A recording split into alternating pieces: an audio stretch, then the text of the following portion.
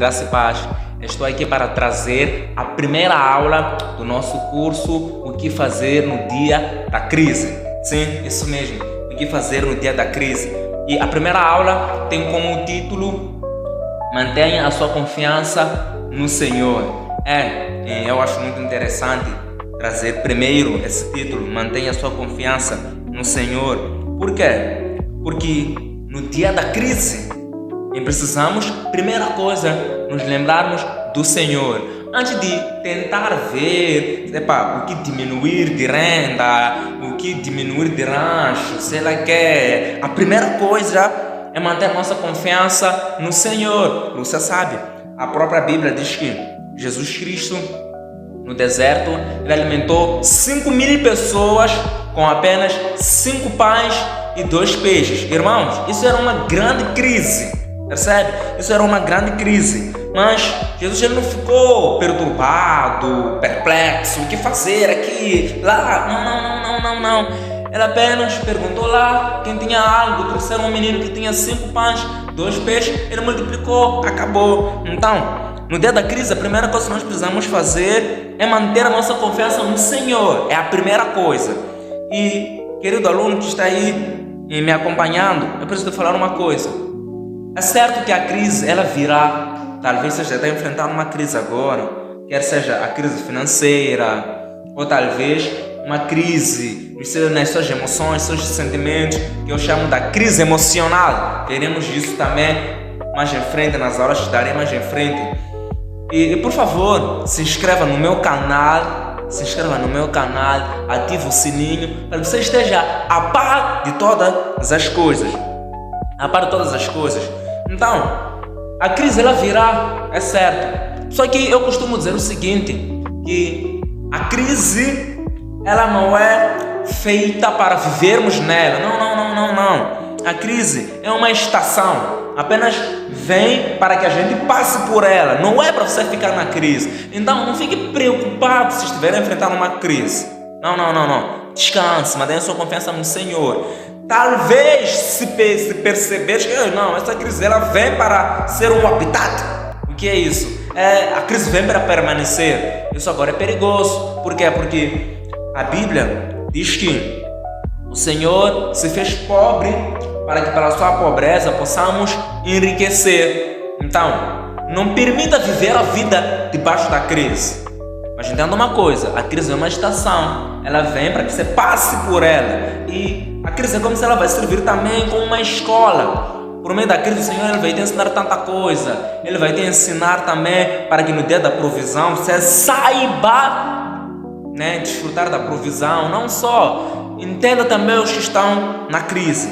Mas vamos aqui dar continuidade, já que o tempo nos deixa. Então, talvez vou te ensinar aqui, para não passar por crise, comece a guardar dinheiro no banco, comece a guardar dinheiro no M-Pesa. Nada contra e não é errado isso, e faça, é bom, eu também faço isso, e isso é bom, percebe? Isso, a Bíblia chama isso de criar celeiros. O que é criar celeiros? É ter uma conta para guardar dinheiro, ter um cofre para guardar dinheiro, para que no dia da crise você recorra àquela fonte, percebe? Então isso é bom, não tem problema, faça isso. Mas acontece que a crise te encontrou de surpresa. Antes de você saber guardar dinheiro, o que fazer agora? Alguém vai perguntar, o que fazer, Osias? Estou numa crise, o que fazer? Então, primeiro, eu falei aqui antes, repito, mantenha a sua confiança no Senhor. Por quê? Porque a Bíblia diz que, Davi ele diz lá em Salmos, ele diz o seguinte: eleva os meus olhos para o monte, de onde me virá o socorro? Ele volta a responder, ele diz: o meu socorro vem do Senhor, que fez os céus e a terra. Então, daí você está passando por uma crise e não sabe o que fazer. A primeira coisa que eu vou te dar como dica é confie no Senhor. Ele é o único que agora pode te livrar dessa crise. Porque às vezes você meteu o currículo lá, meteu o currículo aqui e nenhuma empresa abre as portas para ti. Você abriu um negócio, quebrou e não sabe o que fazer. Mantenha sua confiança no Senhor. O Senhor vai te surpreender. O Senhor é aquele que no mar ele faz caminho. O povo de Israel não tinha como passar lá. Ele falou, não tem problema, mete cajado, água vai abrir, vocês vão passar. Nem já se viu isso em nenhum lugar, mas porque eles mantiveram sua confiança no Senhor, aconteceu o impossível. Então, mantenha sua confiança no Senhor. Segundo, a segunda dica que eu vou te dar, meu aluno, é o seguinte. A segunda dica é, depois de você ter mantido a sua confiança no Senhor, descanse. Ou seja, não fique perturbado, não fique ansioso, não fique deprimido, não perca sono por causa disso.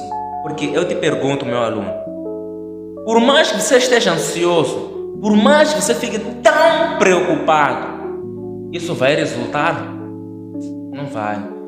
Eu costumo falar o seguinte, para as pessoas que me acompanham, eu costumo dizer o seguinte: se a preocupação fosse uma solução, todo mundo não estaria em nenhum problema, porque 90% das pessoas vivem preocupadas, mas mesmo assim continuam no problema, porque a preocupação não te livra do problema, piora o problema. Então, primeira dica, mantenha a sua confiança no Senhor. Segunda dica, descanse. Descanse. A segunda dica, não fique preocupado, não fique ansioso. Ah, mas me dá um motivo, professor, para descansar. É o seguinte, o primeiro motivo é: o Senhor te ama e Ele está provendo a tua vida. Descansa. Mas eu não vejo. Não precisas ver.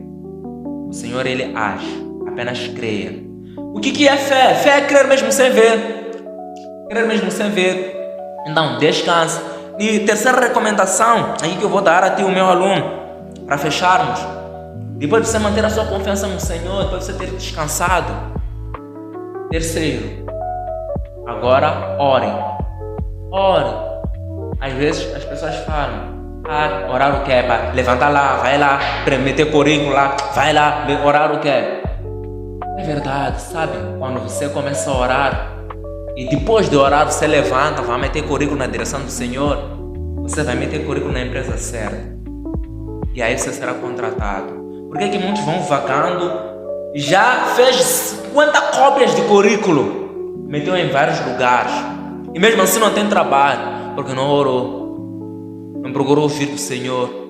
Então, quando nós não oramos, Deus ele não pode agir. Não é porque Ele depende da nossa oração, mas Ele quer que a gente peça. Porque quando a gente pede, Ele faz, a gente vai glorificar o nome dEle. Não há graça nenhuma em Ele fazer seu filho pedir. Ele quer relacionamento conosco. Então, já que Ele quer relacionamento conosco, Ele espera você pedir. Então, peça. Então, mantenha sua confiança no Senhor, descanse, mas também ore. Ore, depois saia, vai lá, bate a porta, aprenda, procure lá adquirir novas estratégias. E quarto, que é o último, não se prenda no orgulho. O que isso significa? É o seguinte, muitos se formaram talvez para a medicina, encontraram uma oportunidade que tem a ver com mecânica, e que a pessoa fala: tô maluco, eu entrar lá, não trabalho, não estudei para aquilo. É o seguinte, você precisa entender uma coisa: o teu estudar, o teu se formar, não te dá nenhuma garantia de atuar naquela área.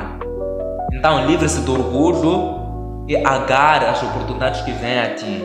Porque talvez Deus vai usar aquele trabalho para te alavancar para outro nível e chegar até onde você queria chegar.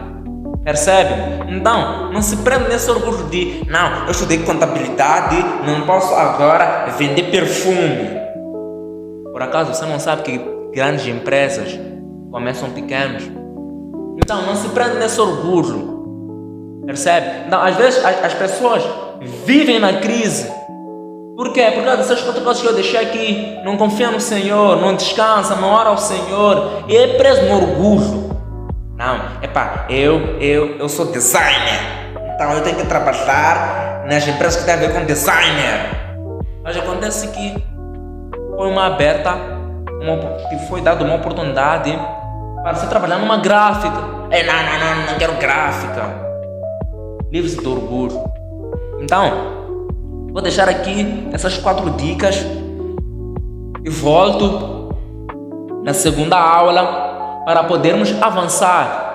Então, outra coisa aqui que eu gostaria de ler antes de fechar, né? Gostaria de ler aqui um testemunho antes de fechar, que foi feito aí num post. Eu gostaria aqui de ler. Mexeu muito comigo. Diz o seguinte: sou recém-formada e no momento eu estou desempregada e com casamento marcado para mês que vem. Meses atrás eu estava desesperada e triste porque não tinha um emprego para poder arcar com os custos. Eu estou a ler isso para mostrar para ti, está passando talvez por uma dificuldade, uma adversidade. Fala o seguinte: você não está só. Não pense que Deus está contra ti. Não, Deus te ama. E não é porque você está passando por isso que agora o mundo está contra ti. Tem outros passando por a mesma coisa ou por algo maior. Então, por favor, pega esses 4 códigos que eu te deixei aqui. Bora para cima. Amém? Bora para cima. Então, fique com Deus, seja amado por Deus, teus pecados foram perdoados. Aplique esses códigos e acredite, o Senhor vai te surpreender abundantemente. Um abraço.